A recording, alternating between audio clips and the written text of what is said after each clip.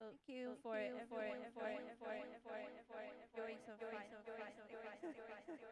Some technical issue.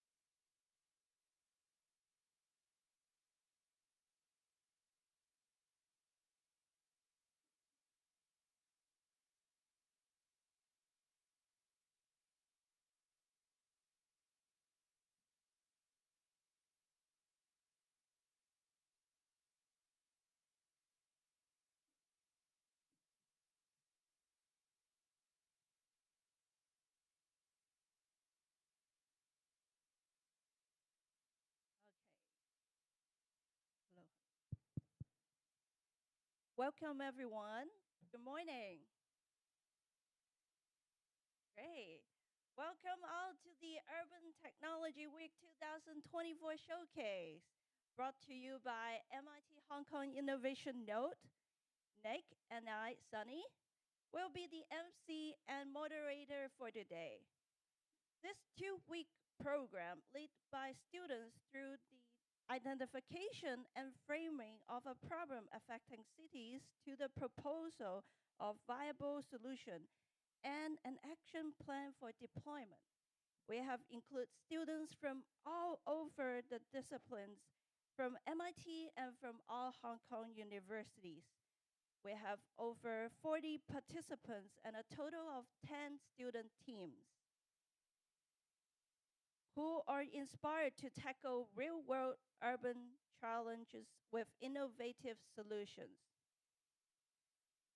And this event is made possible by the funding support of the Hong Kong SAR Innovation and Technology Commission and our supporting partners, featuring distinguished speakers from the industry and academia with open house, satellite, and INT tech talks and tours since last October till this summer.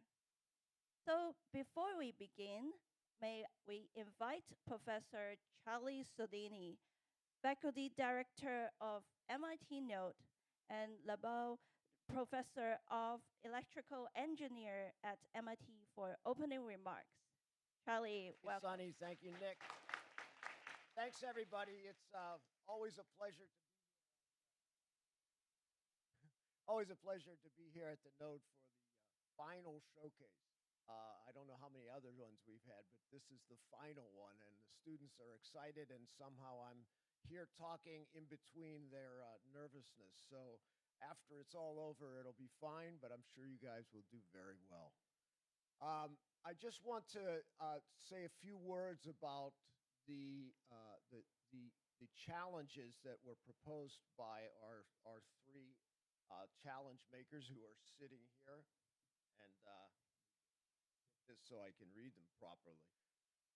First of all, the challenge sponsored by China Chem Group is how can we implement non-drug measures technology to promote a harmonious existence environment among senior residents with cognitive impairment or dementia at residential care homes for the elderly. We have 3 teams looking at the possible solutions for those, and it's good to keep in mind what these different challenges are when you see the team's possible solutions. We have a sponsor, our MapTR Corporation. And their challenge is transforming urban mobility, leveraging digital signage and smartphone interactivity to enhance passenger experience, service responsiveness, and revenue opportunities. And then finally, a sponsor, Unified and LFX, are their challenges to empowering sustainable supply chain and digital transformations, promoting sustainable consumption, and initiating digital transformation, gaining fashion industry buy-in. So 3 interesting challenges, lots of interesting solutions. I am very happy that you're all here to see our students. It's such a pleasure. Finally, I want to thank the judges for your help ahead of time. Tough job, but I know you can do fine. And I'd like to thank Sunny Lau, who put this whole Urban Tech Week and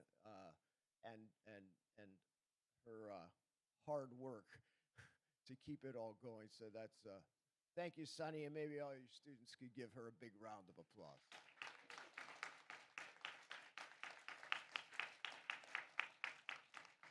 You know, there are several other of the Node staff that make this all work, and I will miss one, so I won't announce all of them. I'll save that for Sunny. But thank you so much for your attendance here, and I won't keep the students waiting any longer. All my best.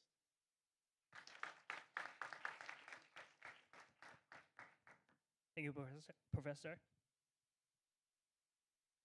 Now, let's move to the much-awaited student pitches. To get ready for today's showcase, MIT and Hong Kong students from Urban Tech Week program spent 11 days working together alongside with industry partners to come up with impactful ideas, which they will present in a moment. These teams will present innovative solutions for the industry related to residential care homes for the elderly, transforming urban mobility and sustainable supply chain and digital transformation and fashion industry.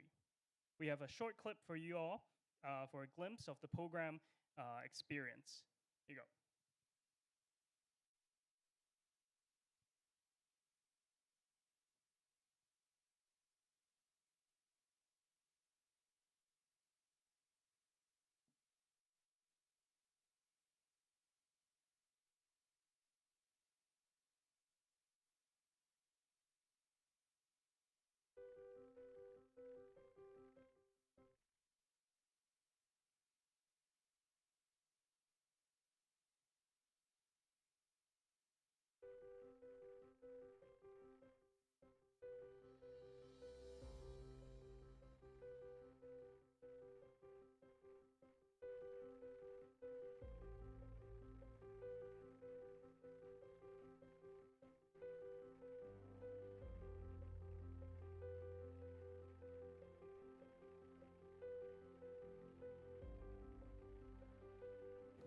My name is Sharif Ali, and I'm majoring in Artificial Intelligence in Hong Kong Polytechnic University with a full tuition fee waiver. My interests peak in entrepreneurship and problem solving. One of the challenges that we as Team 4 are facing is the communication barrier. Perhaps many of the team members are not open to more talking, rather than they're more inclined towards doing more work. The way that we're handling this issue is we're actively seeking their feedback on our solutions, on what we're doing constantly, so that they feel involved and that their feedback is much valued, and according to that we are also making changes to our project solution.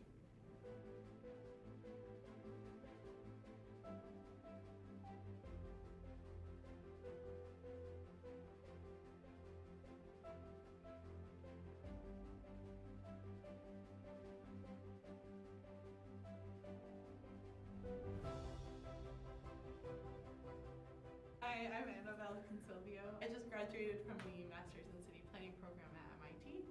I think a lot of the motivation for me joining this program was just being able to experience like what working here would be like and be able to meet people and understand and more deeply embed in a new context. The team's been really great. I think because of sort of just how the dynamics worked out, I'm a bit of like the project manager, but I feel like that's the role I often end up taking on team projects anyway, so it feels very natural. I think it's been so worthwhile, and it's like you kind of get, everyone's so welcoming that you sort of like get over that hump very quickly, and then it just becomes like you get to explore and talk and do work and have fun, and so I think it's really worth it. Just get over your hump and apply.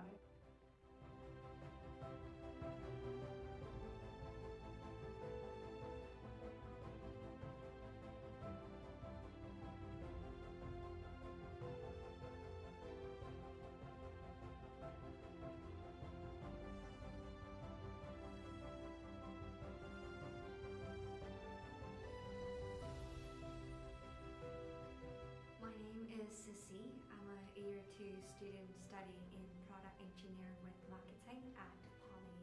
I always interested in German technology, and that is why I choose to try to solve a problem in the elderly center. I do think this challenge will help me understand this topic in a much more holistic perspective. I am very grateful that the people I'm working with are from different fields.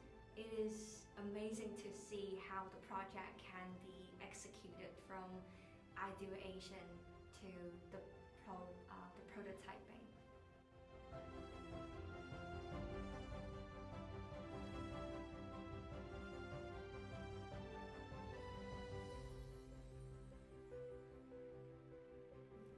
Hello, I'm Anson, and I'm currently studying civil engineering in HKU.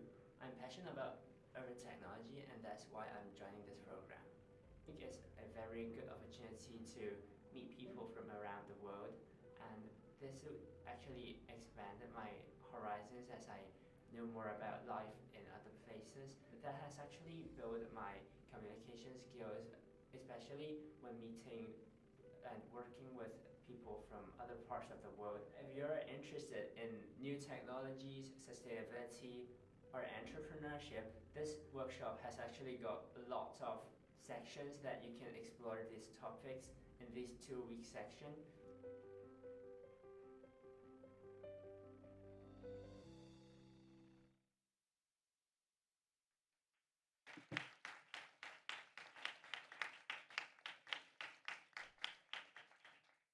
Thank you. To assess the student pitches, we are honored to introduce our panel of judges. They are Ms. Jessica Lee, Head of Commercial and Strategic Partnership from Unify 3D.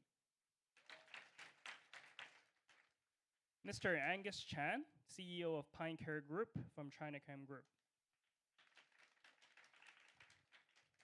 Mr. Jin Su, Head of Ecosystem of MTR. Ms. Anita Ng, Chief Branding Manager from MTR. Ms. Lowell Kong, Senior Manager of Entrepreneurship at Hong Kong Science Park. Mr. Raymond Chu, Associate Director of University Collaborations and Entrepreneurship at Hong Kong Science Park. And last but not least, Ms. Sunny Lau, Director of MIT Hong Kong Innovation Node. Judges, thank you for your time. Each team will have 5 minutes for their pitch, followed by a 5 minutes Q&A session. So let's begin. The first team we'll be pitching for today is Team 2, Heyday. Please come on stage.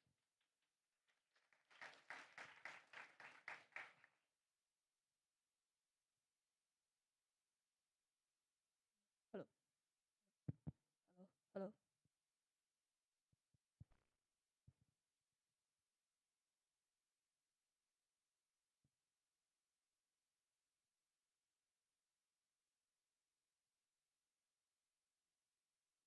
Good morning, judges. We are Heyday. I'm Mo. I'm Joseph. I'm Beth. I'm Julia. Our vision is less work is more care. Today, we are going to introduce you to our Heyday AI-powered biocare system for residential care home for elderly people. So what are the duties of the staff at RCHEs? They not only have to take care of the elderly with physical activities, but they also have to do a lot of repetitive tasks that require so much manual labor. So the main repetitive tasks are daily medical checkups and the tedious manual data input, which takes up about 1/3 of their 8-hour shift, which is about 2.6 hours. And these RCHEs are severely understaffed. So there's only one staff for 12 elderlies and one nurse for 16 elderlies.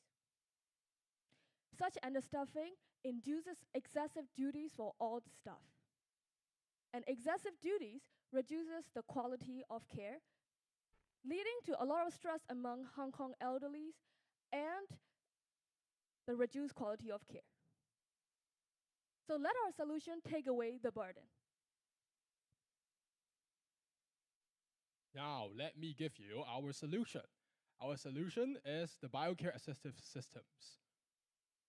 So our system consists of two components, the hardware and the software. The centralized system is used by healthcare professionals, and our bracelet is worn by our dear elderly. So our bracelet has sensors embedded in it and will collect health vitals such as blood pressure and heart rate. The design is also adjustable in size and also has customizable components, which is very Chinese, resembles luck and fortune. After collecting the data, the data will be sent to our AI model for data analytics and also to generate predictive stress levels. And then the analytics will be sent to our centralized dashboard for healthcare professionals. And just by doing so, it already saves 1/3 of the regular staff time. Our BioCare software features a clean dashboard that makes it easy to monitor all residents' vitals and bracelet activity at once. The software tracks individuals' trends at a daily, weekly, and monthly time scale including an added premium feature of real-time stress analytics. Our software integrates data collection, healthcare, personnel input, and AI technology to craft an up-to-date and personal care plan. Monthly facility reports can also be generated from our software to share information about the facilities, report progresses, and KPIs to managers. So what differentiates us from existing smart devices like Apple Watch? So the first and the very obvious differentiation is our customizable straps. So our designs is specifically designed for the comfort and preferences of the elderly with dementia. And then the simplicity of our design also ensure better battery life and cost effectiveness.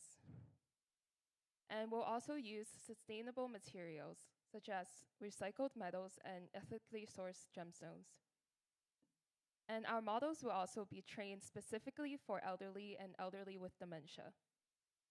And last but not least, our central system will make data accessible for all healthcare personnel. As for our revenue model, we have three main streams. There will be an annual subscription fee for our software system, a one-time system setup fee, and then a unit price for our BioCare bracelet. We also have recurring revenue.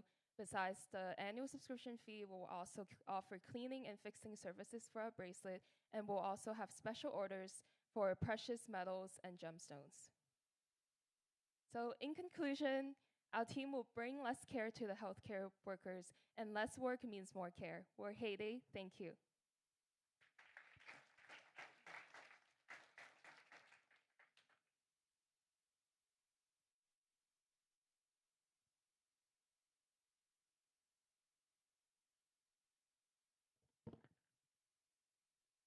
Hello. Hello. Hey, good job. Very good presentation. The story flows very well. So my question is like, first of all, the elderly people needs a lot of love and care. So I see that it is an efficiency tools, definitely saving a lot of man hours, efficient. But like, how do you deliver the emotional side of it with this device? I think other than like giving more staff time, it is our design also conveys a very strong emotional style, especially to the elderly in Hong Kong. And so the design itself is very Chinese, and also it allows them to customize it. For example, putting photos of the ones you love in the bracelet. And especially important for elderly with dementia to reinforce their memory and also draw connection to the ones they love. And we believe that this is something that they would like. It's more than just technology, but it's a bracelet that they will love to wear it. Yes, so to emphasize, we offer efficiency tool for less manual labor work so that the staff can focus on giving more quality care to the elderly, just as shown in the pictures. Yes. Thank you, Tim. I like the fashion design of this bracelets.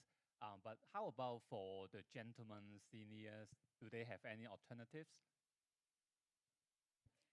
Well, because our bracelet design is meant to be customizable, this is the first prototype and this is the first set of designs, but we imagine like a further set of charms that would be more appealing to a male audience as well. Yep. We got like 2 weeks for this workshop, so we did what we can, but we will definitely like do another prototype, yeah. Okay, thank you for the presentation. It's very well articulated. I have two questions. First one, well, I focus more on technology. So in terms of the sensor, how accurate it will be? Have you conduct any kind of comparison? Because you're talking about health tracking, right? So that's my first question. The second question is whether you have already conducted some market research, for example, talking to elderly home or elderlies about your idea. Thank you. Yeah, so to answer the first question, we have compared to existing technologies. So there are also existing watches out there that have been FDA certified, and they're able to track features like blood pressure and heart rate. And then, so we believe that this is a feasible solution technologically. And then to answer the second question. Yes, we have talked to one of the managers at the facility care of Pine Care. I will exclude the name. Yes, and we have already shown our solution to him, and he was particularly interested. Yeah, he was particularly interested in our stress. Give me one. In our stress monitoring, and he thinks that this is going to save a lot of time, especially for the non-mandatory medical checkups that they do daily, which is also a main part of what keeps up the reputation of the facility care. I have a question on the form factor being like on the wrist, and I saw your comparison is also only on watches.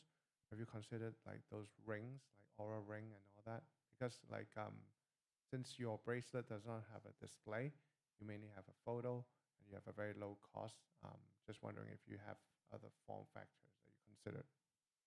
Yeah, so we have also looked into rings, but we believe that the bracelet offers more space for customizable designs, and it will also we think that it will also be more comfortable for the elderly and less easy for just for the elderly to take off.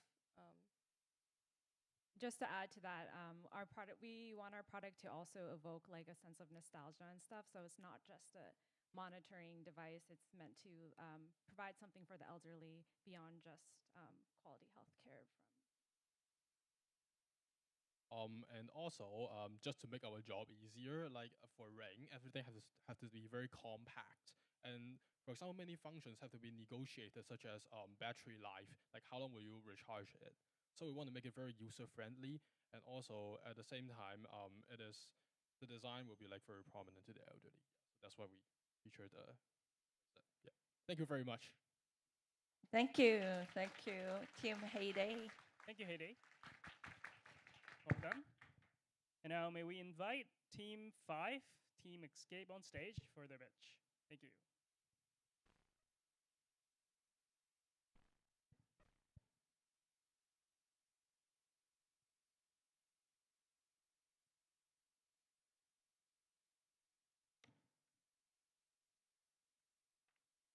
Hello, we are Team ESC, and our mission is to help the elderly escape inefficiency in the MTR station. First, let's meet a target user. Her name is Kate. She's in her 70s, and she has poor vision and some mobility difficulties with digital technology. It's her grandchild's birthday, so she needs to go to a new mall in Mongkok to get them a birthday gift, but she hasn't been to Mongkok station much before, so she needs to be able to find the proper exit. So this is one of her pain points, that she can't find the exit quickly. Next, her grandchild goes to HKUST, so she's going to travel to Choi Hung Station, and then the HKUST is only directly accessible by bus, not by MTR, so she needs to find the bus route from Choi Hung Station, but it takes a while because the bus information is not so clear in Hong Kong. So now she's running late. How can we fix her problem? Connecting to other forms of transit from the MTR can be very frustrating and difficult. So our aim is to make that information clear. Also, if you don't have real-time information, then you can lose time and be running late, and time is money and very valuable to everyone. We also did extensive fieldwork interviewing 24 people in 11 stations, and then a later round of 5 elderlies across 2 different stations. The overwhelming response is that the current navigation is clear and most people don't have a problem with it, and many people express concern for the elderly with the digital display if they would have trouble using it. So this makes it clear that our main focus should be not overhauling the system, but just adding to it and making it more efficient, as well as very easy to use and accessible. So for the current situation, our problem is not only about the navigation, but also includes the waiting people in the station. So as we observed during the peak hour, we also noticed that there are amounts of people waiting in the station and have nowhere to stand. And our strategy is to keep the same layout as the existing board, and the only touch screen is for the menu bar, and the rest of it just to provide dynamic information. And we also has a strategy for our testing station.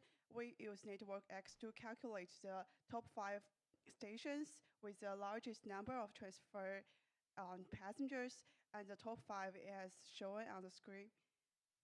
And for the voice menu, we also want the elderly could interact with the cute character, which is Tijai.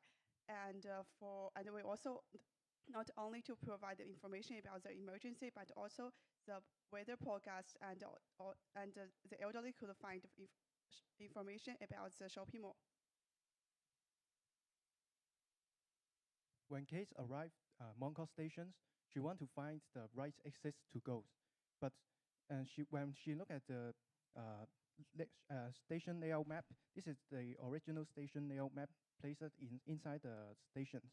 She will be very nervous and frustrated because this map is too complicated to read. So our design is to keep this map as simple as possible without losing too much information. So we include the station's section view, which will make the maps more easy to read and save the passengers' time. So Kate had already arrived Chong Station successfully, and she need to find the ways to go to the bus stop and find the correct bus route. And our design for the exit board is like we have the destination for some bus connection, and it will show the bus route at the exit board. And also, these three will be shown in only one board, and it will change from time to time. And there is some connecting transport information in the another board, and also it has some information for emergency. So Kate has already arrived in HAST, and she can get ways to find around in the MTR station. And we are Team Escape. And we are Team Escape to help elderly to escape from MTR station. Thank you. Thank you. Open to a Q&A. Thank you, Team Escape.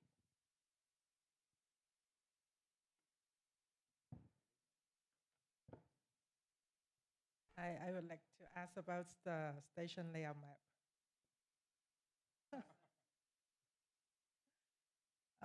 With the three-dimensional station layout map, you are able to see the exact location of the toilet or the lift. How can you show it on the graphic one on top? So currently on this map, this is what we would plan to put there. We are keeping the 3D map because our emphasis with this is that we are not trying to replace the experience, but add to it. So they can still read this if they want, but if they want a simpler view, then they can look at this. You can see the toilet location here, and so then they know if they take the escalator up and then they see the elevator here, then they can go this direction and find the toilet. Okay, so you mean keeping both maps together? Yes. Okay. Thank you for presentations. During the challenges, there are two more keywords like smartphone interactions and web failure opportunity. Does it also include your proposal? Since our focus is on the elderly, the overwhelming feedback that we received is that the main users of in-station signage are the elderly, and that younger people tend to use their phones, and that many of the elderly don't want to use their phones. So since these are the users we are focusing on, the smartphone integration doesn't make sense for our proposal since it is not our target demographics preference.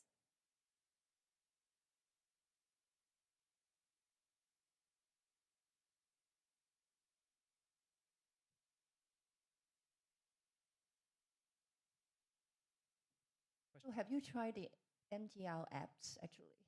Because I found it is very useful.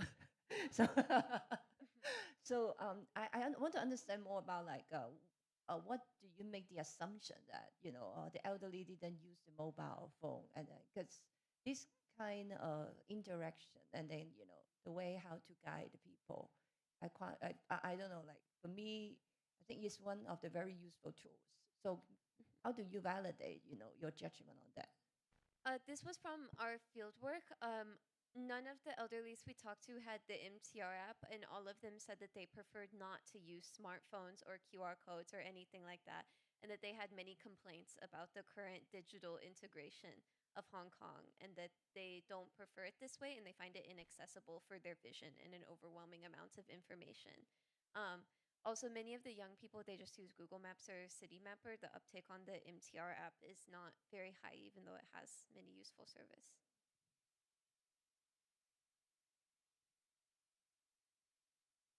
We have time for one more question. Yeah, I think it's like there's some great ideas here. The intermodal guidance, like I think it's also very interesting. And just wanted to get your take on like, how did you decide on like what to prioritize because of the screen real estate here? Like, how did you guys think about like what to put there? Because right now you would be taking up quite a lot of space with the bus destinations, as opposed to like some of the nearby point of interest. Yeah, I think this question is very interesting because as we mentioned about is the graduation ceremony in HUSD. So actually, the company or the event itself can actually contact MTR for this kind of information to put on board for free or for charge. And the bus information is actually there is a lot of bus information outside the station, and the station staff or the company can choose which bus routes they are going to. There are more people to willing to take or to transfer, like the bus for the public clear or the bus for the HUSD, and they can put it on board and for different cases.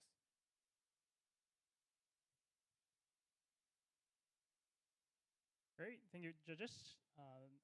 Thank you, team. Well done.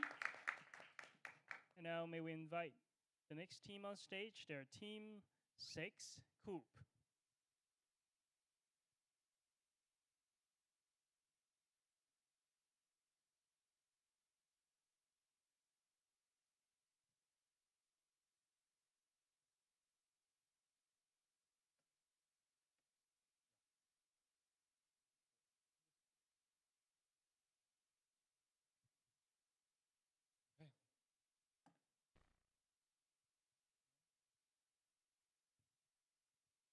Okay, so hi everyone, we're Team 6 and we are Coop.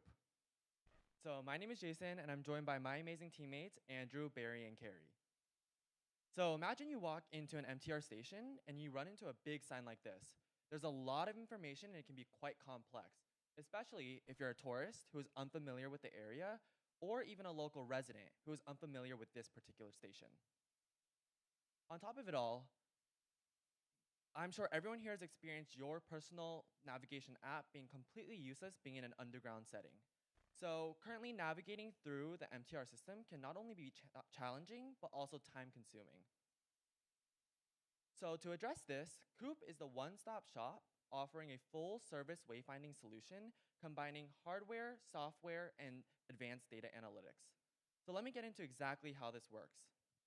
The first part of our solution is Cooper, our AI chatbot and your personal navigation buddy. Cooper is the most up-to-date GPT model trained specifically on the data of the 3D station layout of the station. Rather than building a whole new app for Cooper, we recommend integrating Cooper into the current MTR mobile ecosystem. So let's get into exactly how Cooper works. Users ask for going to a specific exit of a station, and after that, Cooper will ask for permission of using the user's location data. And if user agrees that, the Cooper will connect to the Bluetooth sensors installed all over the station and to calculate the triangulated coordinates of the user. After that, the system will calculate the distance between the users and the exits, and also the estimated time and 2D map will be shown.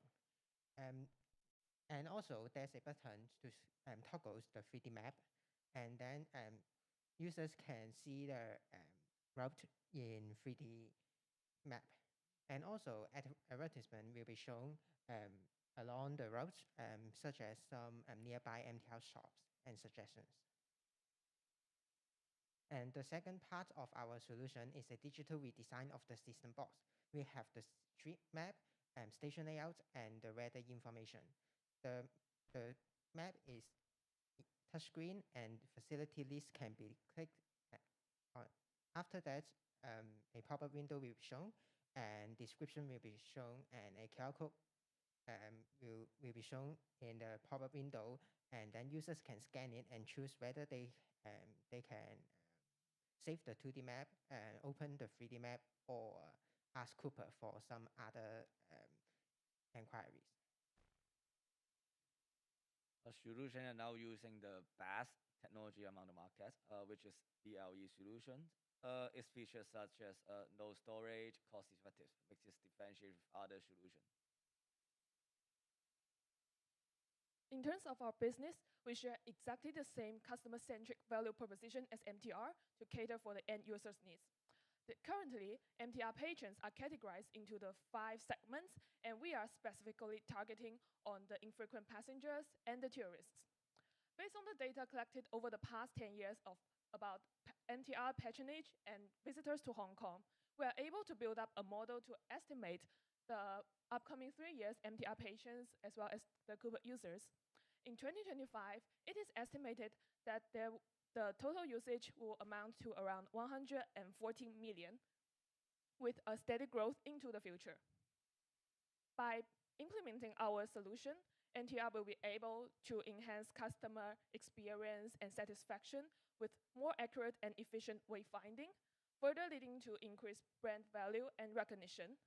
There will also be diversified data-driven revenue opportunities, including user behavior insights, station layout optimization, and localized advertising via Cooper and the digitized system boards. So there are 3 steps to implement our solution. The first step is to decide the product with the product user, the railway operator, with a consultation session. And the second step is to implement it. This is the estimation fees for the Tsim Sha Tsui and East Tsim Sha Tsui station. Yeah, we break down it into 2 parts. And the third step is to expand. Yeah, we are expected to expand it to all the stations in the Hong Kong market and even go globally. Yep. So we are Coop. We're here to transforming transit together. Thank you. Your team, and we will now open up for Q&A.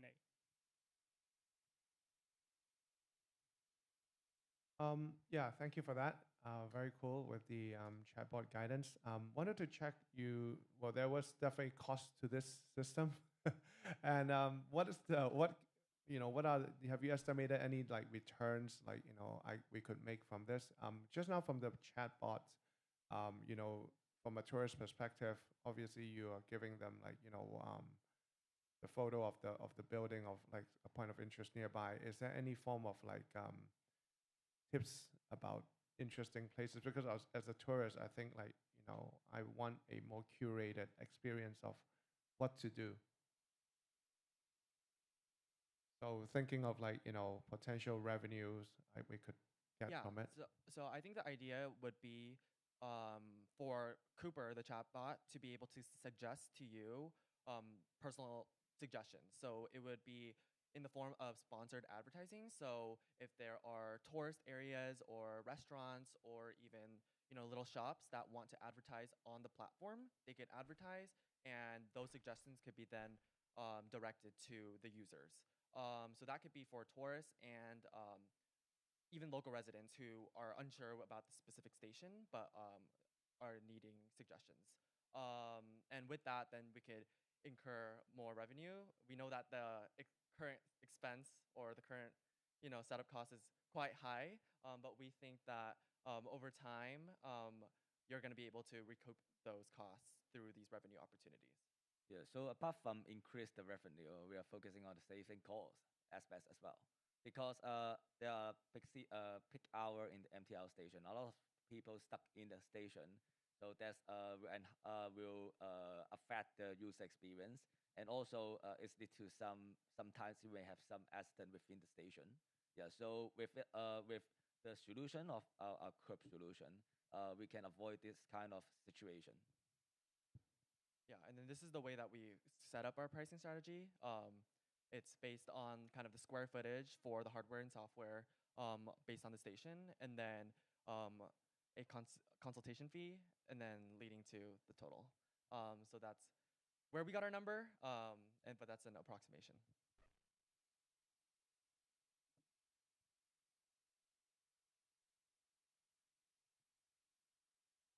Actually, not a comment, but just feedback. I think you guys' ideas are very great because you try to make the navigation board more interactive. And actually, I want to apply this concept in our elderly homes as well. So a very good idea, actually. Yeah. Thank you.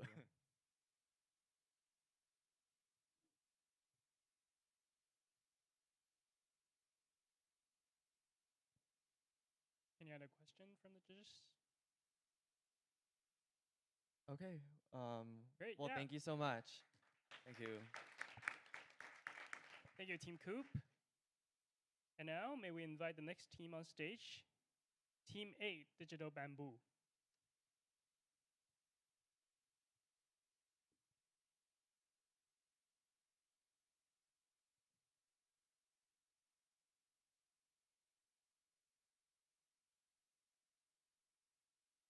In the fashion industry, there is mountains of physical samples, and the status quo is simply unsustainable. Good day, everyone. My name is Alan, and today, along with Bella, Wen, and Anson, we are Digital Bamboo. And we are here to help Unify 3D to redefine the future of fashion and by penetrating into the education sector. So let's take a look at what Unify 3D is doing right now. Unify 3D delivers designers 3D models of the samples. These help to reduce the number of physical samples needed during the designing processes. In turn, it saves time, cost, and also saves the planet. Looking into our problem right now, we see that there are over 44% of the market lies in mid-tier luxury industry. However, only 2% of them is actually using digital design tools. We see that this problem is worthy of our attention, as each designer uses up to 10 samples per design, and they feel very dependent on it. So, in solving the problem of how can we change designer needs for using physical samples, Anson will walk you through it. Thank you, Ellen. Here at Digital Bamboo, we see a future where designers would be able to create digitally without using wasteful physical samples. We're not a software, we're not a company. Instead, we're a project within Unified 3D to get her to the educational market. Our second mission is also to get our next generation designers to embrace in digital design. So how are we going to do it? Well, by educational outreach and collaboration. Unified 3D is a 3D sample service company, and its mother company, Li & Feng, actually operates the supply chain for many multinational fashion companies. These fashion companies, although have a direct relationship with Unified 3D, are still not Unified 3D's customers. Therefore, our solution has two aims. One, to build a digital design course, and two, to connect these three parties together. To tell us more, here's Isabella. Thanks, Anson. So a lot of fashion schools are already looking to the future and creating digital design courses. But these courses look more like complex software courses rather than fashion school. Students spend a lot of time learning how to use complex software rather than practicing their designs using digital samples rather than physical samples. They iterate very few times on a single design, and it's not like the real-world design process. So we want to transform teaching design tools into applying digital design tools using Unified 3D service. So instead of students wasting time learning how to and then building their own 3D samples, we want to deliver students 3D samples of their designs using Unified 3D service. Let's take a look.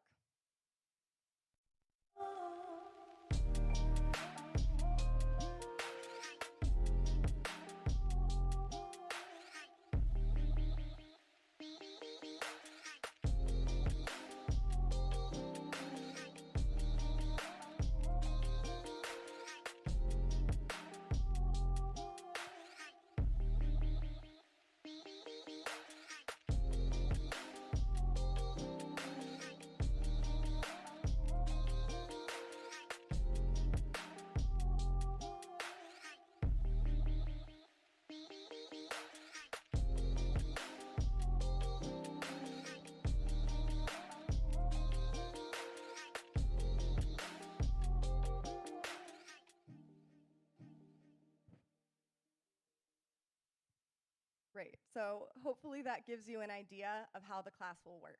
And now let's take a look at some of our stakeholder benefits.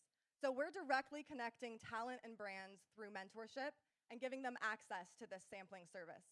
But we're connecting Unify 3D with current potential customers that are directly interacting with their product, and we're connecting them with the next generation of designers and helping change their mindset from being restrained to physical samples to the freedom of digital design. Wen can tell you a little bit more about our future. Thank you, Better. Now, let's make this happen. We are thinking in the next year, we are launching our pilot course at PolyU. Then we will transfer it into our curriculum course at PolyU as well. Then we see ourselves expanding into international firms at the future in 3 years. Our end goal is to create an educational ecosystem with students using Unified 3D service. We are Digital Bamboo. We are bringing today's and tomorrow's designers together to a digital design. Thank you.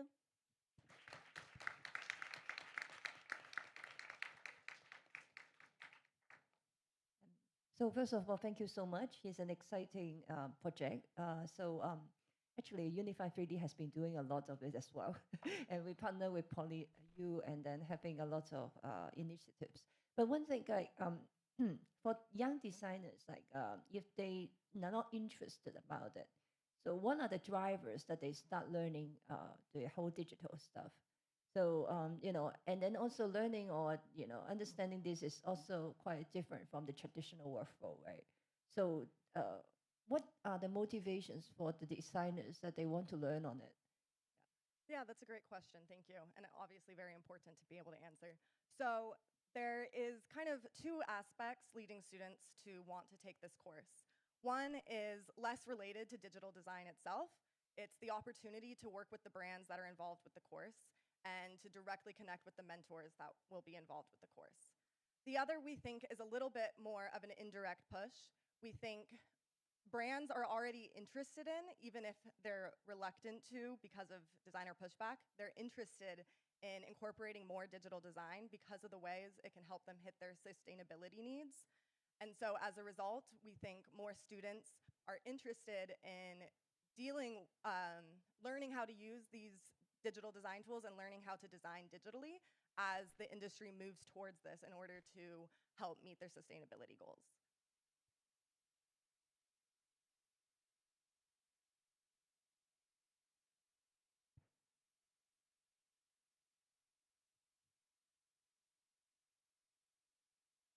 Any other questions?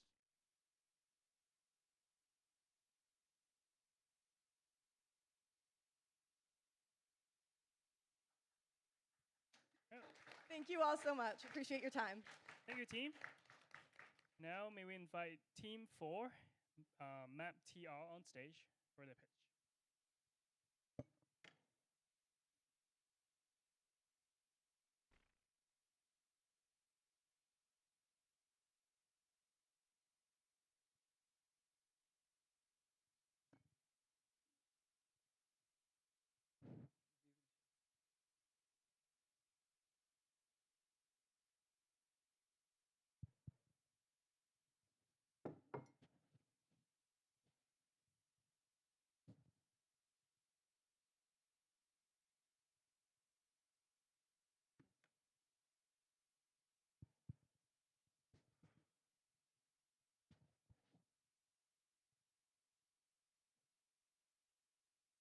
Imagine John, a tourist who newly arrived in Hong Kong, feeling lost and overwhelmed by the complex number of stations over here.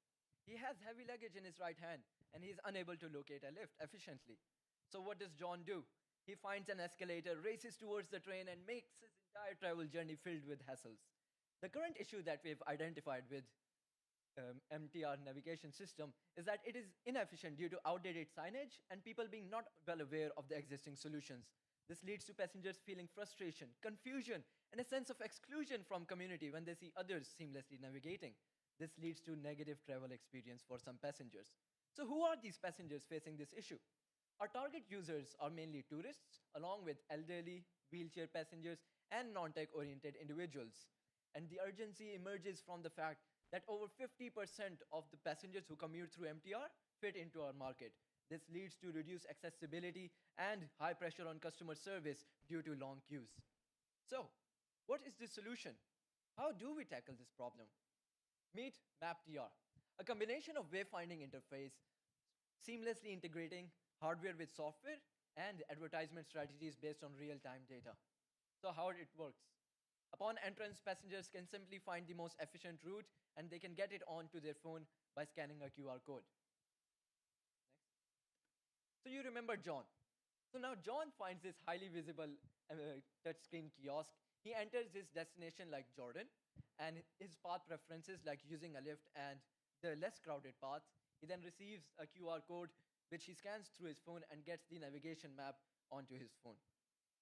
And our hardware solution is very accessible, easy to use, and fast. Yeah, so the advertisement strategy is based on nearby passenger flow, where the company can ask for ad screen based on demand. For example, some short-time advertisement of festivals can be displayed on the same day. And in addition, we focus on tourists by highlighting tourist attraction based on value on the logistics map, as well as showing target ad on the phone navigation based on their destination. And lastly, high-paying advertisers will be highlighted on the map, and ranking high in the table on the map. So what makes us unique? Our key differentiator is the on-the-go solution where we're seamlessly integrating into the passenger journey rather than adding extra steps for them. Our simple user-friendly interface means passengers can easily use our navigation service and they receive their AI-generated personalized routes on their phone. The win-win of MapTR is that for the people, this creates an experience with reduced stress and anxiety, and for the MTR, it's increased revenue from advertisements and also through improved operational efficiency. Our implementation will start with a focus on the most complex and most tourist-oriented stations based on our analysis that we did, looking at the stations with the most tourist attractions around them. And we will take this in phases, starting with software development and moving on to our hardware implementation at Admiralty, which is a 6-floor station that is hard to navigate for many people. And at the same time, we'll be collecting customer feedback to improve our next implementations and also collect navigation data to choose the best advertisement locations for our dynamic advertisement, which we'll finally implement in month 3. So here is the financial plan for MTR. We have the capital expenditure, which is mainly for hardware asset and software development. And for the operational expenditure, it contains maintenance costs and also the cost for data processing and analysis. And we gain revenue from advertisement commission, and the payback year is calculated to be 1 year plus 9 months. So the business model for MapTR includes the flexible revenue sharing for advertisement commission, and also the monthly subscription-based model for data analytics and reporting. And it is also feasible for further expansion, like overseas partnership and expand to other public transport. And we also collect the navigation data and monetize them to sell them to MTR and also stops. So, what is the vision? The bigger picture that we see with MapTR. The vision that we see is empowering MTR passengers like John through real-time information, personalized assistance, and seamless accessibility. Our team behind MapTR includes Ali, Dila, Jintan, and Natalie. And with that, our presentation concludes, and I thank you for your kind listening.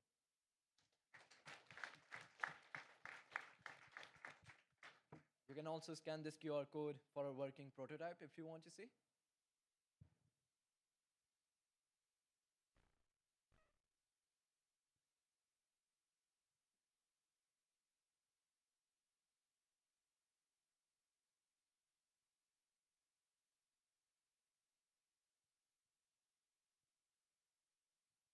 Thank you, team. We'll now open up for Q&A. Thank you so much. Yeah, it's very cool what you all did. I like the fact that you actually built the prototype. So the one that I just scanned on the screen, that's a video, or is that there's that interactive part to it too? It's a video where we are interacting with it so that people don't need to go and try to use it themselves, but we thought it would be easier if we show you how it works. Ah, okay, got it. So the other thing is that, like, what is the trigger point? Like, how would people actually? I know that there is a physical screen at the station, but like, what other trigger points are there to actually get people to notice that they can actually use this? First, like we're hoping that we're gonna put these in the most busy entrances after doing some research on which entrances have the highest passenger flow. And based on like what we showed, it will be quite visible and we'll have a very inviting screen at the beginning with large letters telling you to use it. That's our main strategy for the promotion. And also we're hoping through customers using it and telling it to other people, we're gonna get more use. So far on the advertising side, it seems that you were showing the advertisements at the station. Is there also advertisements going on the app? I mean, on the mobile or the device? Yes, we're also planning to implement advertisements on the navigation service while you're on the train, for example. It gives you recommendations based on your destination, which is targeting mainly tourists since maybe they're looking for places to go around their destination. So on the train, the user will be interacting with their own device, right? Or is there Yes. another screen on the train? No, no, on their own device. Their own After the initial screen, they're on their phone the rest of the time. Okay, cool.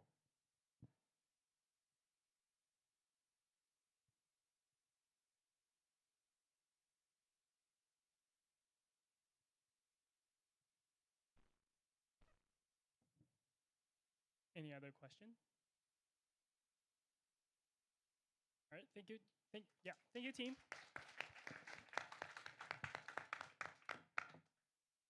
And now let's welcome the next team on stage, Team 10, Eco Waste 3D.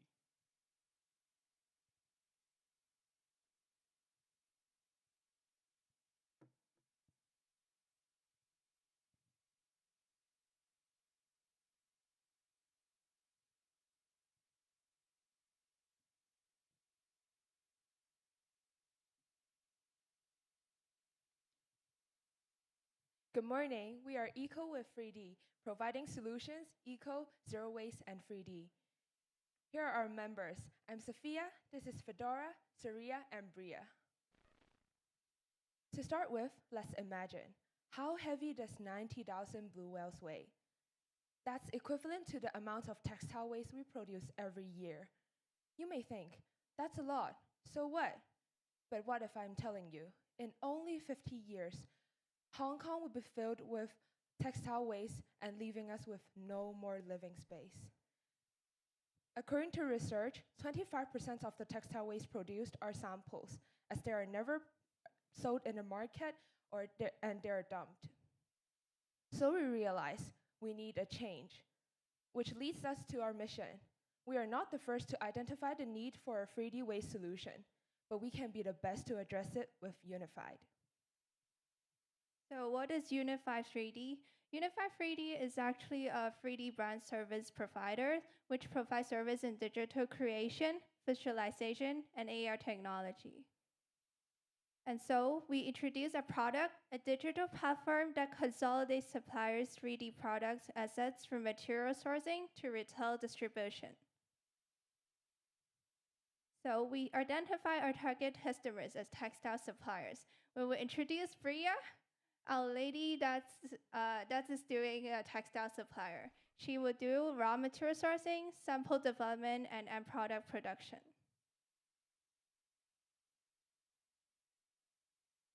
Hi, I'm Bria. Let's talk a little bit about my supply chain.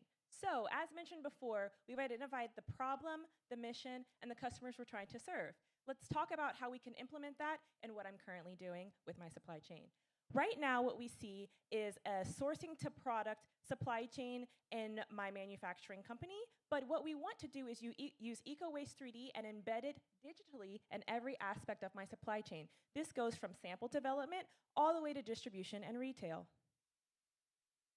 This is the value proposition we think is the most optimal for Unified.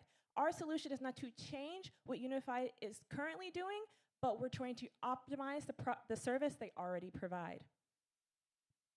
So here is our solution, Eco with 3D. And Eco with 3D is a web-based user interface where suppliers can have all of their end-to-end 3D models and browse, share, and get approvals on their own pace. So if you tap on that avatar at the top right corner, you land on your specific profile page where you can see all of your assets categorized into three things: raw materials, sketches, and products. And if you tap on open on any of them, you land on another page where you can see all of these 3D models specifically for those categories. And if you tap on any of these models, a unique page pops up which shows your models in 3D where you can click, drag, rotate, zoom in and zoom out. And on top of that, you get details about the material as well. So as you can see, this jacket is 100% organic, hemp-based, naturally cultivated, sourced from India. It's made from 70% recycled material, and it's 60% bamboo-based. And if you see this unique button, Add to Catalog, down there, what it does is it creates a virtual catalog for the suppliers to share your 3D models with the brands that you are working with. So you can get their approval, their review, and then move on these products to the production phase finally. And then we aim to price the models based on three things. So starting from the basic bundle, which only aims to provide 3D models for production phases, we move on to the premier bundle, which takes care of production and sampling. And moving on to the master bundle, it takes care of your whole supply chain, providing models for production, sampling, and raw materials. Now moving back to our Bria. She works with 10 plus high-end fashion brands right now. She produces 500 plus raw materials. She produces 300 plus samples and 200 plus products. So she definitely needs some help to manage all these 1,000 plus 3D assets. Her life right now is like this puzzle. She doesn't know what to do with these puzzle pieces. But with Eco with 3D, we can put these puzzle pieces together in a web-based interface where her life can be happy again and she can feel like 16. Now let's analyze the contribution to the waste reduction. We're changing the physical samplings in the pre-production stage into digital samplings. Let's bring it on home. So now that I'm feeling 16, what is the cost reduction? We have gone from the basic package of reducing from 15 to 25% of waste, all the way to the possibilities of 50 to 75% waste reduction. We are Eco Waste 3D. Thank you so much.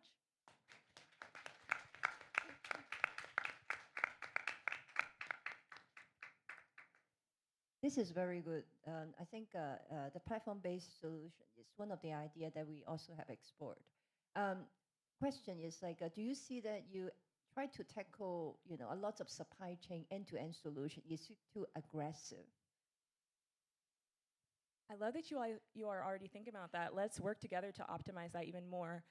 Based on what we've studied with the supply chain, Unified, as we've identified, really is doing well with the distribution and retail aspect, but we can better optimize the services we already provide throughout the supply chain process digitally. And that's where we will meet not only brand sustainability goals, but also better use of the services we already provide with our customers, which are the brands.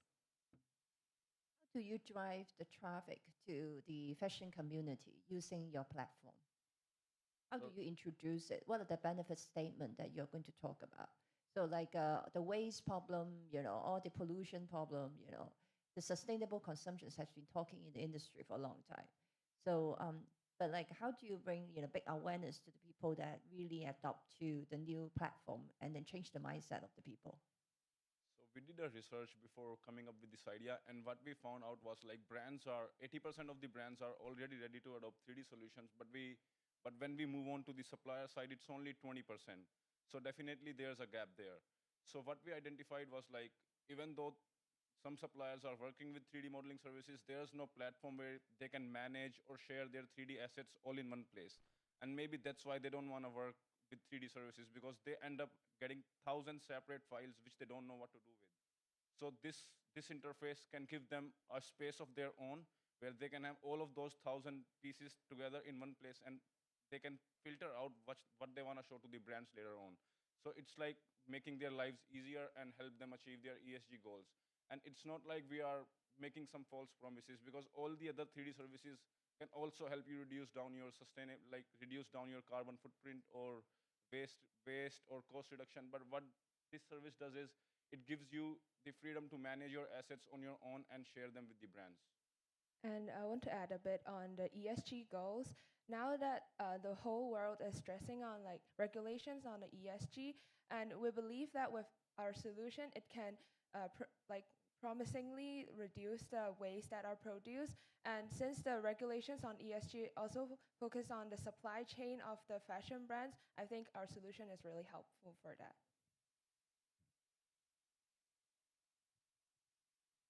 Something else I wanted to maybe imagine when we were talking about that garment, can you actually show your database? I think it was fantastic. The next one, the one on our dashboard, the final solution. How impactful would that be in like 5 years to know exactly where your garment has been sourced, to know where all of your materials are coming from? Imagine the tag label on the garments in 5 to 10 years where we know exactly how sustainably our garments have been sourced, processed, and distributed. So we're thinking more in the long term, and I feel like that's a great selling point that we can reimagine, not only digitally, but physically with the sampling that we produce.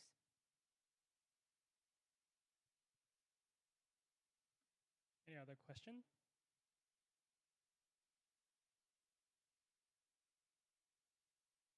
Great, thank you, team.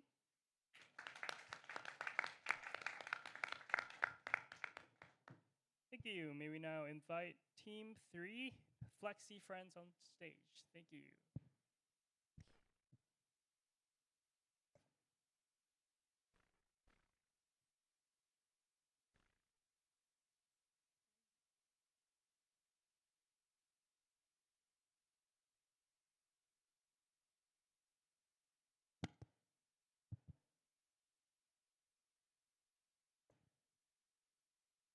Judges, ladies and gentlemen, we are Flexi Friends. I'm Ceci. I'm Daniel. Scarlett. Flexi Friend is a flexible, multifunctional companion for each dementia elderly. We aim to serve the dementia elderly in the Pine Care Elderly Center. Let me introduce to you Mr. Lee. Mr. Lee is a retired teacher with mild dementia condition. He longs for social interaction, but then the caregivers are too busy to talk to him. His family rarely visits him, and there are not enough opportunities for him to socialize with other residents. Because due to the memory loss and sensory impairment, he feels isolated and loneliness. Solution. Research shows that regular SST, sensory stimulation therapy, can help significantly reduce the dementia symptoms of elderly. So by doing so, that is the solution. That seems ideal, doesn't it? However, that is not the reality. Like Mr. Lee and other 100,000 dementia elderly in Hong Kong, they're facing these pain points, lack of personalized care and social activities. 15 elderly are being cared by one caregiver. Because caregivers need to do the daily operations, there is not enough time to carry out social activities. So what would they do is to let elderly to passively watch TV all day long. But that is not the caregiver's fault. Is it really possible to overcome these challenges and let them to have brain stimulation trainings and encourage them to socialize with groups without adding caregivers' burden? Why not? Introducing Flexi Friends. Thank you, Cici. So the design is thinking, first of all, about the elderly. The rounded edges creates a safe environment, but also by having the screen and different add-ons, we can connect the digital and the physical aspects of gaming and therapy into one. So for example, Mr. Lee will be able to click on the chess piece and the game will appear. Then he will continue to use this chess piece physically to move it digitally and continue playing. So we stimulate the brain by doing this interaction physically, but also seeing the device digitally. Additionally, they create different links between each other, so they can play the same game or a different game, but be together. So it creates group interactions. These are the different product scenarios. So they can be on the wheelchair, on a walker, on the wall, and even more. Here comes for the digital function, and thanks for Danny. And from here, it is our welcome page and our home page. We switch to different kinds of digital function through speech recognizer and physical buttons. For example, like Mr. Lee, if he press the talk to me button and say, I want to write, our speech recognizer capture the keywords write and will automatically pair the calligraphy games. Also, if you touch the physical buttons, like the pens, it will also automatically appear the calligraphy games. We also have family companion functions, like showing here. For example, like Mr. Lee, he say, I miss my grandchildren, and it will appear his grandchildren face and grandchildren voice. And we also have phone call function. What we want to mention is that a whole system can be remote access and controlled by the caregivers. And that's all for our digital function. Let's go to the business model. Okay, thanks for your intro, Danny. And we interviewed some elder people and the caregivers to use our current product model. And the feedback shows that the users have a positive attitude for our product. And let's talk about our competitive feature of our product. The first thing is social interaction. And it can help the elderly to communicate with each other. And secondly, we're saving the human resources. It doesn't rely on the caregivers.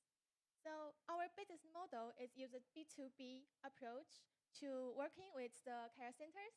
And also, when it comes to the cost, the most expensive cost is for the button and the table.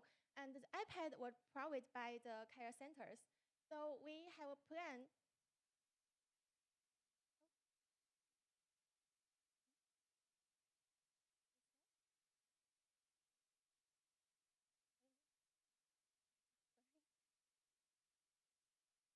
So we have a plan to have a long-term partner relationship with the furniture company to using the eco-friendly and safe and to the easy to install materials, and also Please wrap up. Thank you.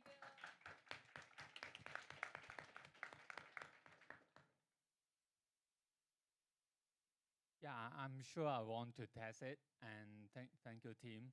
And I believe you guys might have got many aspirations from visiting our centers in real time. Thank you so much. And actually, your mentor is also sitting here. Yeah, I know you remember him. Yeah. So very brilliant idea, because we used to put those sensory simulators on the walls of our corridors, but we never think about, we can make it more wearable, or just very connect with them. So very great ideas actually. So about the pricing strategy, is it just a one-off fee, or there are still some maintenance costs on a monthly basis? What do you think about? I think for the cost, we only to have the main expenses cost for the button and the tables, and also the iPad will provide by the care center. So we want to have the cover our cost through the government support, and also in the long run we will to with the partner like that, and to cover our cost. Yeah, and a little response to Mr. Chan, as you mentioned, that something like could be attached on the wall, because we also see from the field studies, field visit, so since we're knowing that Hong Kong, it's about people and it's about space.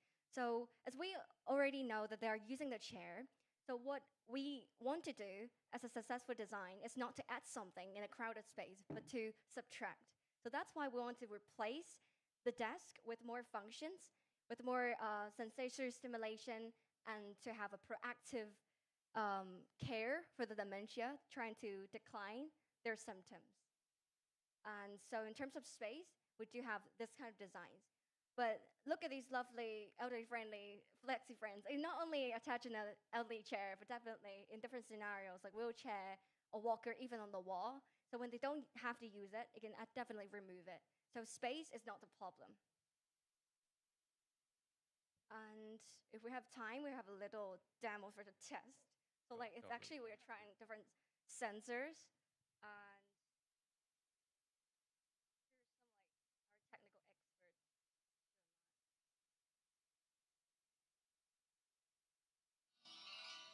experts.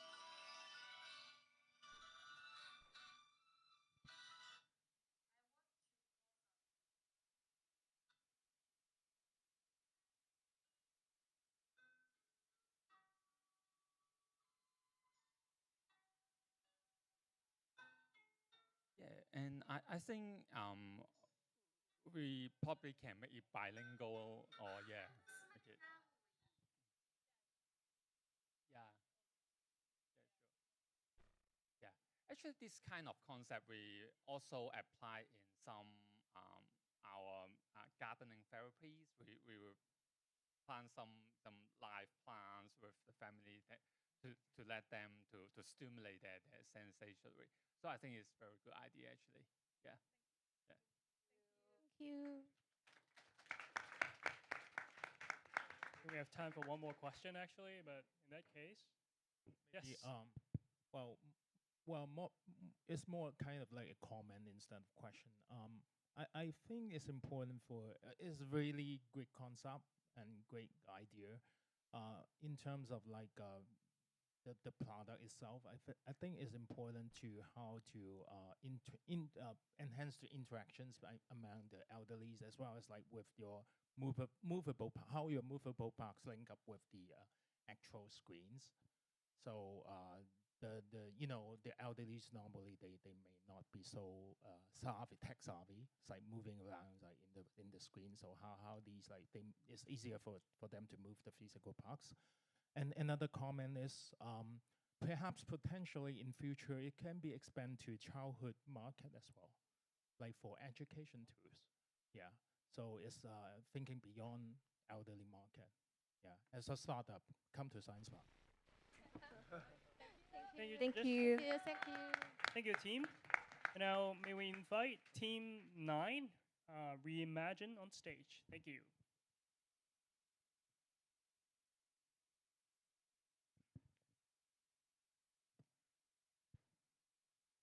Testing. Yes.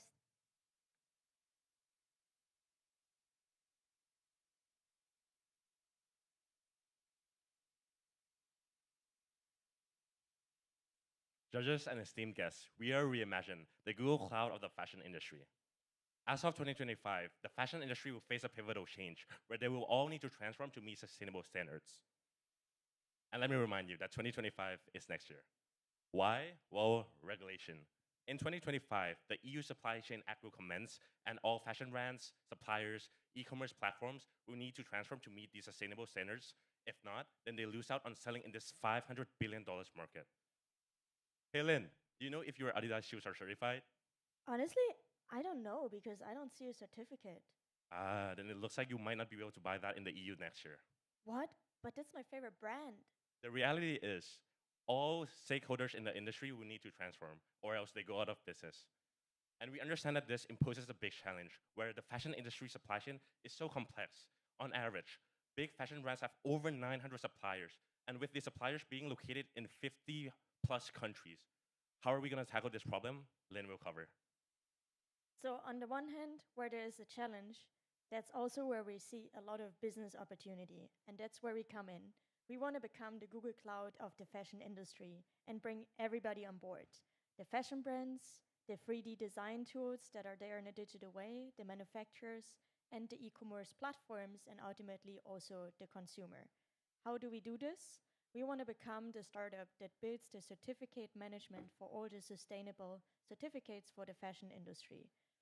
How would it work? You can think similar to COVID, where you get your vaccine card, but then you could also digitize it and have it in an app. So to clarify our role, we would not be the doctor that gives you the vaccine, so we would not issue the certificate, but we would be the wallet where you can manage all the certificates for your different suppliers. What would the user journey look like, or who would be our users? What would be the key stakeholders?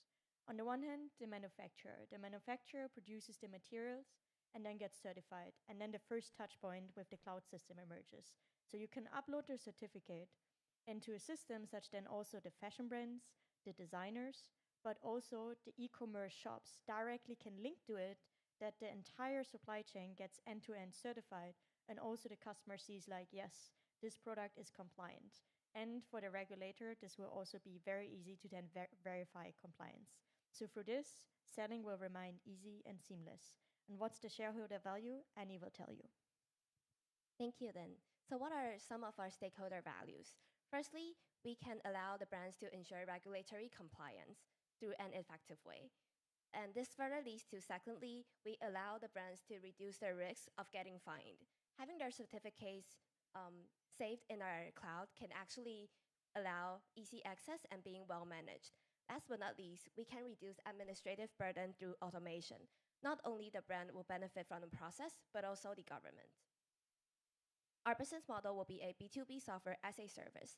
There will be a three-tier subscription model, including basic users, standard users, and premium users. And our subscription model, subscription fee will be between 500 to 2,000 US dollars. We aim to grow our user base from 200 to 10,000 users within 5 years. And based on our calculation, the data platform can generate around 1.3 billion billion in profit. Next, Christina will talk about the future of our product. Thank you, Annie. Our digital platform will offer opportunities for extensions such that we can become technology providers and designer for fashion industry. So, since the certificates will be needed for each online shop, so we are eager to watch all the fashion transactions all over the world, and we will build unique data sites on sustainability. Moreover, we want to collaborate more with other technology providers such as Unified 3D, and we can together further boost the fashion industry digital transformation. We are a strong interdisciplinary team, and we are team Reimagine, the Google Cloud of fashion industry. We will provide digital infrastructure of fashion industry and help manage its sustainability transformation. Now we are curious about what questions you may have. Thank you.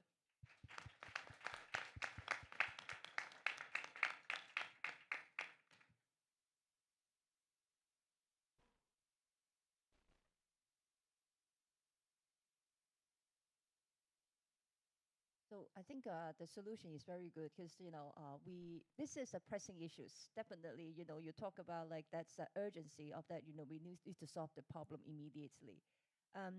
So for that, the traceabilities, and then how do we trace back to all the suppliers and everything?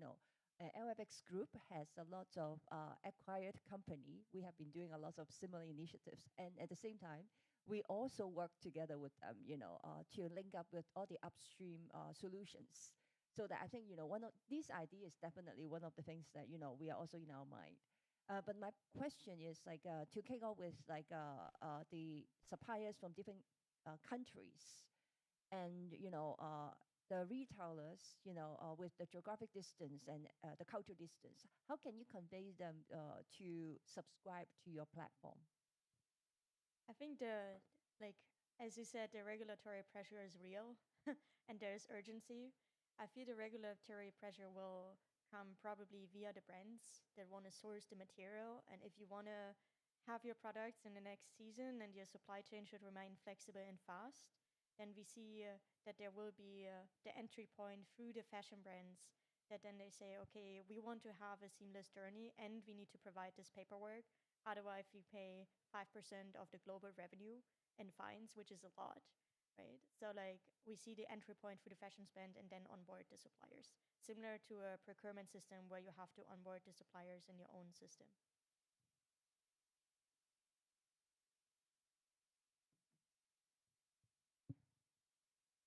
Any other question? Well, I understand that you're not certifying for the suppliers, but would you also consider how to prove the authenticity of the certificate? Is there any way that you can prove it's real or not? Yeah, that's a good point. And here, probably it would make sense to partner with the regulatory authorities that are ensuring the format of the certificates and the standards, that in the end what we certify or like what goes onto the platform is vetted. So similar to here, as you had like with a COVID certificate, you needed a signature of a doctor or you needed a tracking number. before it could become a QR code and be part of the platform.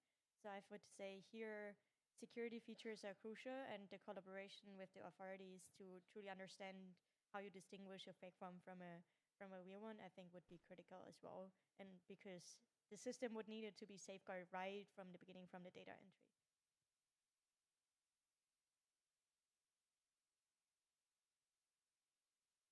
A little bit of the revenue model. So who actually pays like the certificate? Is it also upload or those using the buy the product, or who's to pay?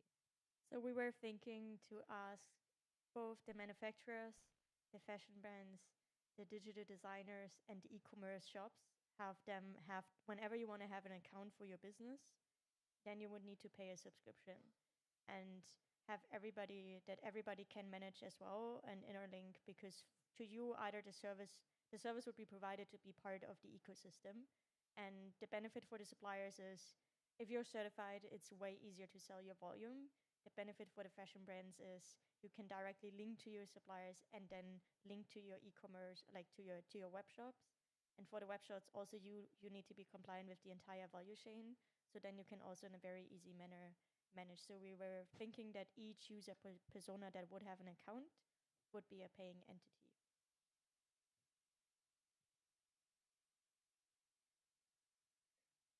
Any other question? Great. Thank you, judges. Thank you, team. Thank you. Now let's welcome Team 1, PALs, on stage. And we also need a little more time for the prototype to get ready.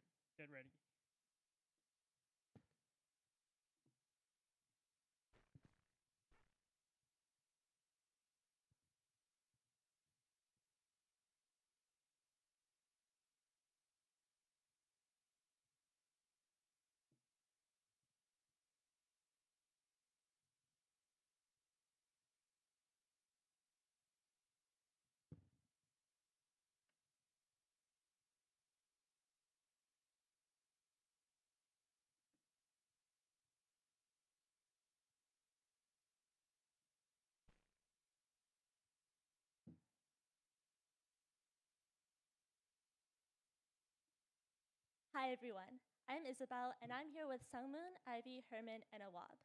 Let us start with a question. How would you feel if you couldn't talk to your loved ones when you needed to or when you wanted to the most? This is the reality that elders living in care homes face every day, living away from their families. In the first care home we visited, they had a communal phone system for residents to use. However, due to misuse and several incidents where elders would mistakenly call 999 and the ambulance would arrive, they had to get rid of the system. And now, in order to contact their loved ones, elders have to go to staff assistance. This leads us to our problem statement, that residents don't have autonomy in contacting their loved ones. Let's meet our target users. First, the elder. Peter has mild dementia and has difficulty using smartphones. He wants to contact his family members without feeling like a burden. Next, Ivy, his family. She is his granddaughter and she's inconsistent in staying in contact with him, but would love to talk to him more. And lastly, the caretaker, Linda. She works in a care home that is severely understaffed with a 1 to 20 caretaker to patient ratio. It's time intensive for her to schedule calls for the elder's family and to monitor them. Additionally, studies have shown that lack of autonomy and contact with family accelerates dementia by over 20%. And so this is where our solution comes in, the elder-friendly phone booth. It consists of a physical phone in conjunction with a touchscreen, and what really sets this apart from both traditional phones and smartphones is first the misuse prevention. When an elder walks up to the booth and picks up the phone, the booth will automatically use face detection to pinpoint exactly who they are and bring up a set list of contacts. This way, there's no room for error, and caretakers can confidently allow elders to use this booth as they please. Next, the physical interface is wheelchair accessible and encourages purposeful movement, and the ease of connection is enabled by an app integration for the elder's family to set custom voicemails and also has a scheduling feature. And now we'll present a demo of our prototype. If you turn our attention to the left side, We'll have Herman representing the elder and Ivy representing the family. And if you look at the main screen, on the left side, you'll see Herman or the elder's perspective from the iPad, and on the right side, what the family member will see on the app side of their phone. So as you'll see on the left, the elder has very limited control. It's very simple, accessible, the interface is very clean, and there's built-in misuse prevention, so there's no risk of elders miscalling the wrong person or 999. On the right side, you see more advanced features that the family member can control contacts, availability status, as well as numbers. So when Herman calls Ivy, he'll see the screen on the left, and Ivy will be able to select a custom voicemail in case she's not able to respond. So here's the voicemail that I'm going to send to my grandpa. Hey, Grandpa, I miss you so much, but I'm so busy working today. I couldn't call you. So how about let's schedule a phone booth in the morning, on Sunday at 9 a.m.? So even though Herman and Ivy are not able to connect at the time, he feels a sense of connection by hearing his daughter's voice. And in response, Herman can also send a personalized voicemail to Ivy. Our business model is twofold. First, you have the physical phone booth as shown, and we also have the software, which is the real platform that enables this type of calling. The hardware will actually be presented free to the care home with an annual membership subscription to the software. And it's annual based, but we've broken down to about 40 Hong Kong dollars per month per family member. We also see a potential for the B2B2C model because care homes will have incentive to implement this sort of system in their homes. On the left, you'll see the product roadmap. So we mapped out different care facilities across Hong Kong, and Giant Technology is a booming market with lots of market potential in the future. We've also mapped out the product roadmap for the future. Right now, we're really focused on core communication features, but we also see potential for growth, such as AI chat integration and more advanced health and emotional detection. So we can re-meet our target stakeholders, as mentioned earlier in the presentation. Peter can now contact Ivy when he wants to with full agency, and Linda has more free time to tend to urgent emergencies in the care center. At our core, we're driven by the belief that everyone, regardless of age or cognitive ability, should have the right and autonomy to contact their loved ones when they want to and when they need to. Thank you.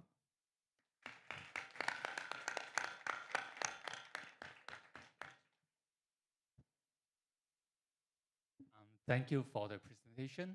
I would like to ask, because I see the connection using this tool to bridge between the residents and also their families.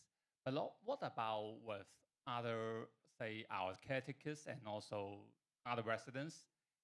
Because our topic is we want to enhance the harmonization. So any interaction go beyond that to create a harmonized environment? Yeah, so one of the things that we're planning to incorporate in the future is we noticed that a big aspect in the care homes that we visited was loneliness, as you mentioned, whether it's between their elders and their families, elders and other elders, and elders and caregivers. So right now, the core issue that we want to address is this loneliness and lack of agency that they have in connecting with loved ones. But in future iterations, as outlined in our product roadmap, we see potential for further forms of communication, and this can be expanded within the care home as well.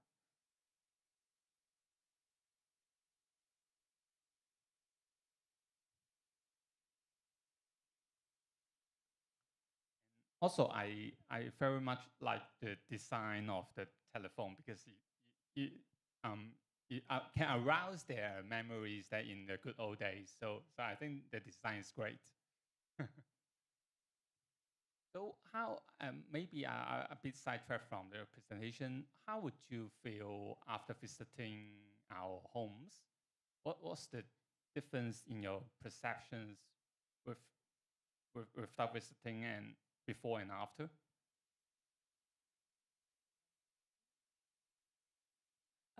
Yeah, so we thought the home visits were really valuable, and one of the things that we noticed that we really took away from this was the second home that we visited actually had lots of relics that remind the elders of their past, sort of like what you mentioned about our phone. So That's why we thought having a physical phone booth was really important. In the second home that we visited, for example, there was a mock bus station that the caregivers mentioned that, you know, when the elders mentioned they wanted to go home, they would take them to this bus stop, and there was a really tactile experience. Overall, I think going in, we didn't understand how important the tactile and sensory aspects of this would be, both in terms of just making sure the elders are constantly stimulated, but also the real health benefits of doing this. And so that was integrated into our design, like you mentioned.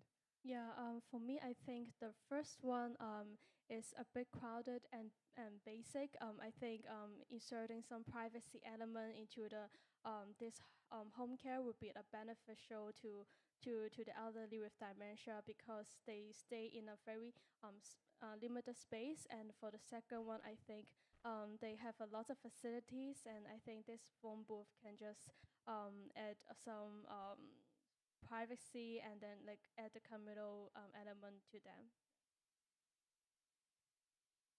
Thank you so much. Great. Any other question? Yeah, I really like the user-centric design on both sides. You know, try to connect two different generations or multi-generation gap. And you mentioned a little bit about the AI agentic part to dealing with it. Can you explain a little bit more? Yeah, so this is something that has a lot of potential in the future to be added to the phone booth.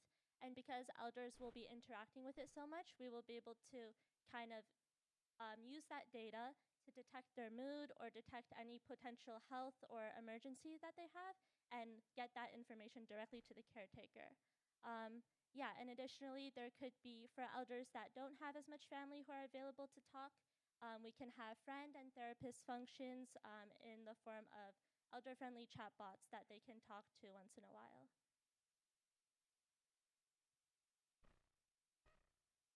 Great, thank you, judges. Yes, one more. Yeah. Oh, a comment. Perhaps you're also, well, thinking also from startup point of view, you think beyond like elderly home, maybe a lot of bigger population is stay home elderlies alone.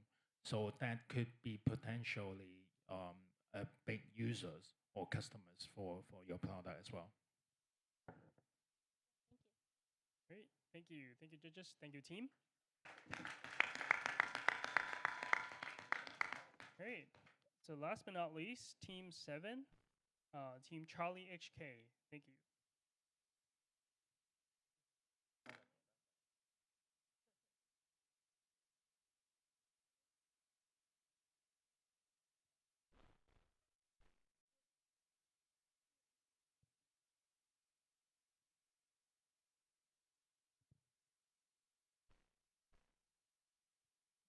All right. Good morning, everyone. We are Charlie HK. We combine art and wayfinding to transform MTR stations into tourist destinations. Introducing our team, I'm Terrence, this is Ariel, Mahek, and Annabelle. Meet our persona, Tracy. Tracy is a backpacker coming to Hong Kong for the first time without detailed planning. Arriving at Central Station, she was overwhelmed by the crowds of commuters and the complex corridors pointing at direction she has completely no idea of. Feeling disconnected from the energetic city, she desperately needed a way to explore the surrounding communities. From Tracy's experience, we observed that MTR is overwhelming and uninspiring for tourists. The efficiency is very high, but the lack of explorational directions and fail to show the artistic and vibrant side of Hong Kong. Now, introducing wayfinding through art, real-time AI-enhanced interactive digital murals designed by local Hong Kong artists to improve wayfinding and transform MTR stations into art destinations. Art is important to the MTR, yet it is often overlooked and underutilized. Wayfinding through art addresses this by integrating local artwork into the fabric of MTR stations. So if we take a look at this first example, this is this is the area outside of Central Station. And what would happen here is Tracy would be able to stand in front of the mural and sensors would pick up her location and specific points of interest would be highlighted. So in this case, the IFC is highlighted with directions both inside and outside of the station and a QR code that she can scan to take that journey with her. In addition to providing additional tourist features, we also have several dynamic interactions for regular commuters, such as real-time weather and traffic information that's fed directly into the murals and updating them live. And we also plan to have, I don't know, it's not going forward. Well, we also plan to have native advertising within this, which will provide more revenue to the MTR. Okay, we'll just keep going. Okay, here we go. So in addition to all of these features for both tourists and commuters, we plan to address the MTR's needs by providing native advertising for businesses that they are already working with, local restaurants, potential events or museums that could be doing, just to really drive customers to these places throughout the city. And then finally, we also plan to incorporate seasonal themes so that not only can you kind of tie into existing campaigns for festivals or events that are happening, but also really make the station itself kind of like a rotating art exhibit. So it always feels new, fresh, and exciting. So you may wonder why focus on advertising to generate revenue. Well, the numbers speak for themselves. Last year, MTR generated 981 million alone from advertising revenue. This demonstrates the immense potential and demand for high-quality advertisements within the MTR stations. And here we have a brief look at our initial and ongoing costs and our estimated revenue. So for our monthly revenue per mural, we estimate a generation of $150,000. And to further fund and support our project, we have identified several public funding sources, one of them being the Hong Kong Tourism Board. And we are also eager to establish partnerships with private entities such as commercial buildings, businesses, local restaurants, event organizers, and even museums. Where would we actually put these stations? We have identified a few locations that combine the centrality of location, high traffic, and the prevalence of tourists. So for example, in Central Station, we have the corridor between the two stations. We have these large walls that could be reutilized for digital murals like so, that would be able to react to tourists or people if they stand in front of the mural for a certain amount of time and display information about points of interest on the location. So each station would have a distinctive art style, which would reflect the individual surroundings of the station that would be made by local artists, such as like Alvin Lam with his distinctive Hong Kong storefronts. So we'll see the stations would be, the murals would be dynamic, but that dynamic nature would come from the AI that would feed in real-time data to make it dynamic, but not actually the style, which would come from the artist. So let's go back to Tracy one last time. She comes into the station, she sees the mural, and she spends a while to look, and that transforms her experience because she sees a new thing that she can do that she finds through the point of interest. Thank you all for your attention. Apologies for the technology hip apps. We welcome your feedback.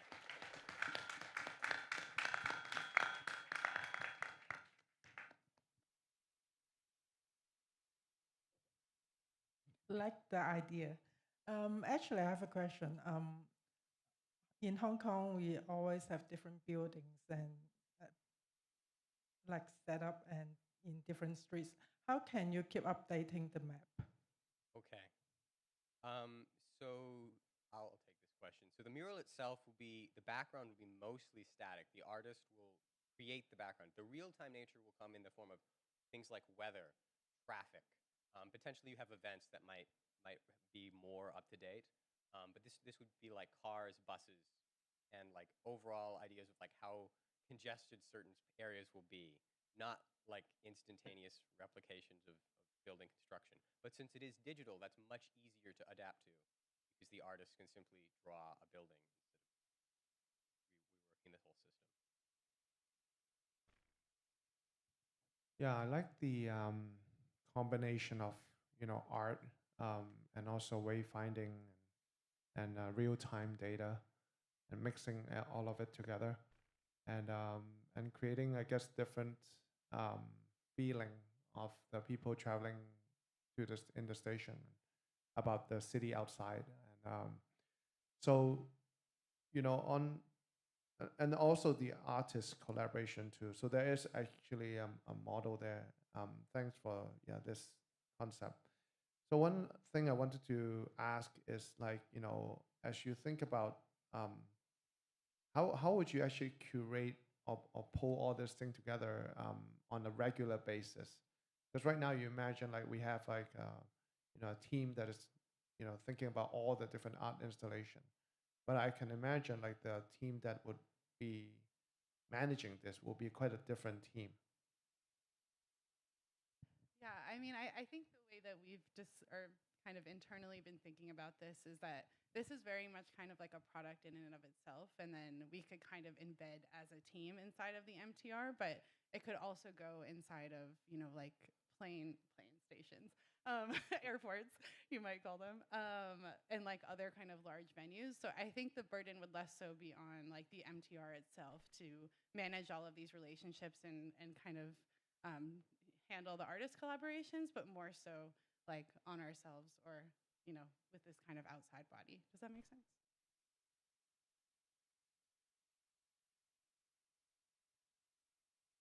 Any other question? Great, yes. One more question? What is the meaning of Charlie Hong Kong? Oh, question. Great question. So Charlie is a homage to Boston. We felt that one of the first conversations we had as a team was me showing them the Charlie card, which is like the Boston Transit card. And we just really stuck to it as like an homage between the two places that we all kind of came from. So that was it. No deeper meaning, just a team. I don't know. Yeah. I mean, when you look at the last slide, you can see there's a man next by Tracy. So that will be her new friend, met in Hong Kong, Charlie. Awesome, thank you, team.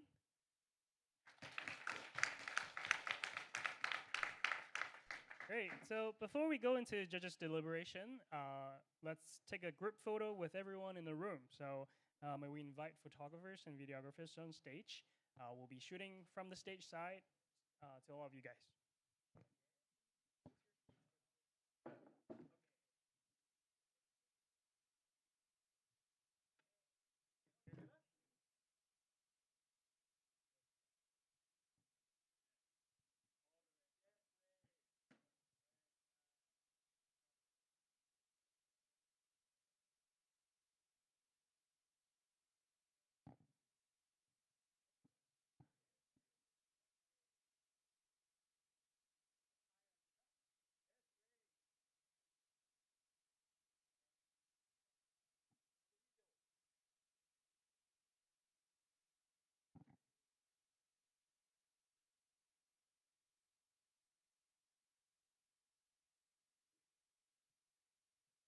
Thank you.